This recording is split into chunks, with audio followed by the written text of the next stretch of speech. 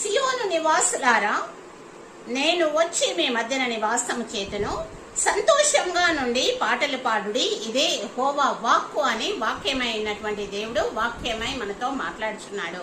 ఇక్కడ సియోను వాసులారా, నేను వచ్చి మీ మధ్య నివాసము చేతనని సిలువలో మరణించి యేసుక్రీస్తు ప్రభువారు నీ యొక్క నా యొక్క పాపములను క్షమించి మనకు పాప క్షమాపణను అనుగ్రహించి మన మధ్యలో నివాసము చేస్తానని చెప్తున్నాడు. మన మధ్యలో నివాసం చేస్తున్నటువంటి యేసుక్రీస్తు ప్రభువారు సజీవుడై ఉన్నారు కనుక సంతోషించి పాటలు పాడుడి, ఇదే యెహోవా వాక్కు అంటున్నాడు దేవుడు. కనుక యేసుక్రీస్తు ప్రభువారు మన మధ్యలో ఉండి మన మధ్యలో నివాసము చేయుచుండగా మనందరము కూడా సంతోషంతో పాటలు పాడుచు ప్రభు సన్నిధానంలో ఆనందించే వారంగా ఉండాలి. ఈ విధంగా ఉండుటకు దేవుడు మనకు సహాయము చేయును గాక. ఆమేన్.